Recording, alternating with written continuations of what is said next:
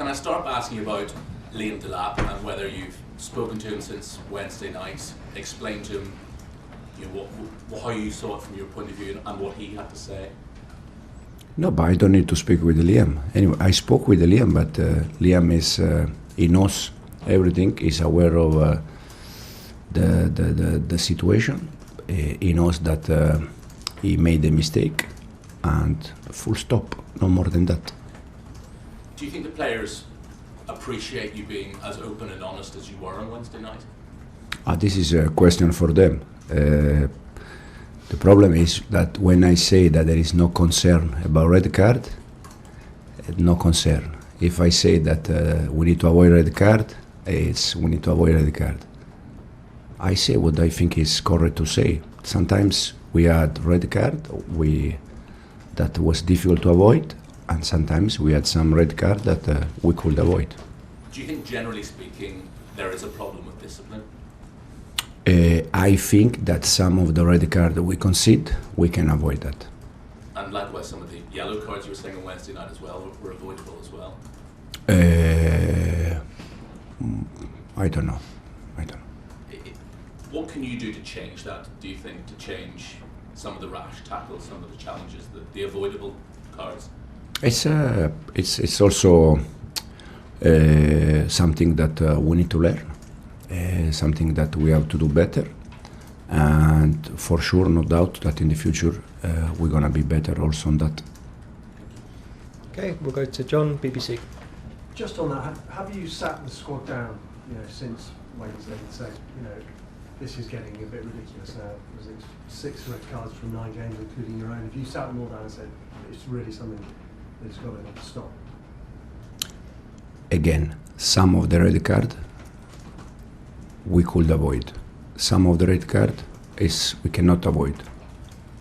I mean, just slightly away from that, on Liam Delap, I mean, you said in the press conference on Wednesday, he's a player inside the pitch playing for himself, struggles to listen to things around him.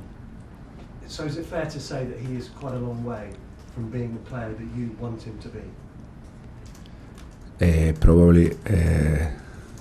I'm not from England, so sometimes when I try to translate from Italian to English, sometimes it's a bit different.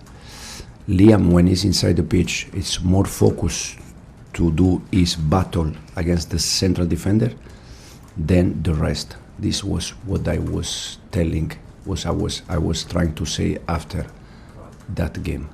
And is that how you want him to play? There are 2 players in this team, 3 players in this team that I know them better than the rest. Romeo Lavia, Cole Palmer and Liam Delap, because I know them from season 21, 4 years ago. So I know Liam how is, and I know that Liam will be a fantastic player for us, but there are some things, like the rest, that he needs to improve. Just looking at Tottenham, I'm sure you're aware, I'm sure you've looked at the videos, their home form, it's 1 home league win in 7, I think it's 3 in 18. So there is without a doubt vulnerability there, isn't there, at home? But Tottenham, I think they are doing very good.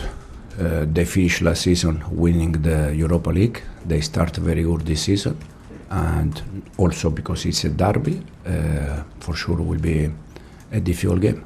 Have you looked at why they are so poor at home in the league?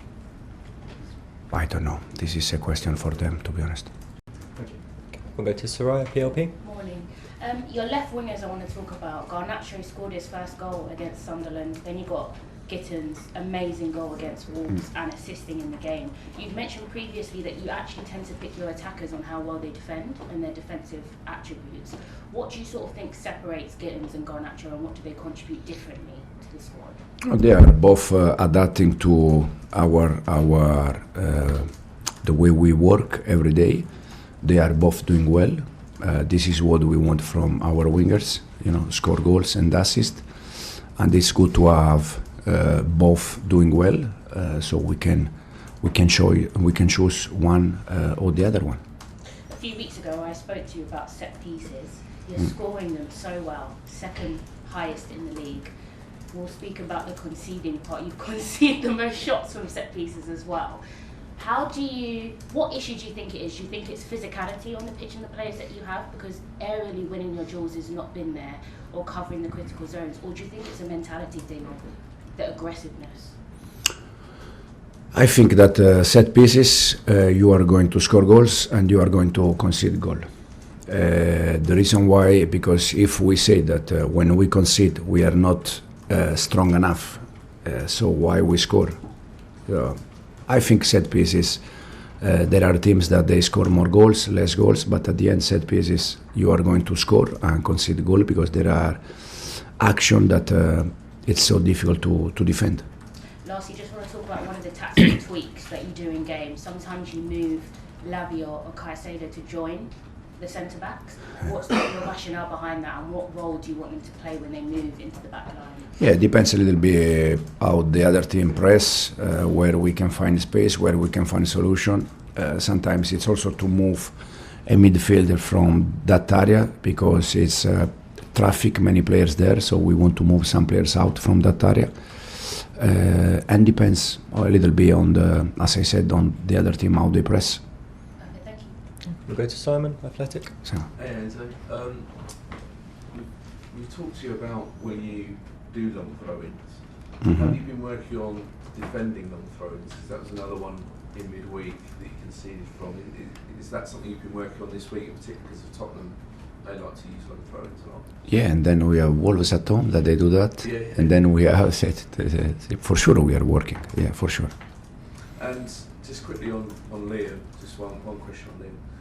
Did he apologise when you spoke to him? Straight after the game in the changing room, yeah. And did he apologise to the teammates as well? Or was it like Yeah, straight in the changing room after the game. He apologized to everyone. And Cole Palmer, is he still on course to be back at the end of his life? I just met him in the canteen for the breakfast, and I told him, I will say that in 1 week you are back. He was laughing. No, with the call there is exactly the same plan. Wait, and hopefully he can be back soon.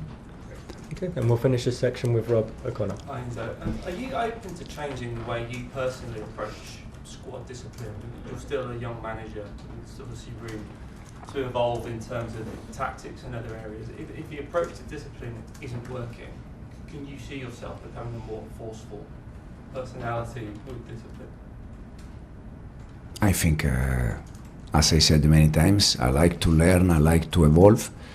In this moment, I think we are trying to do everything to avoid this kind of situation, and hopefully we can learn and we can be better in the future. Okay, camera.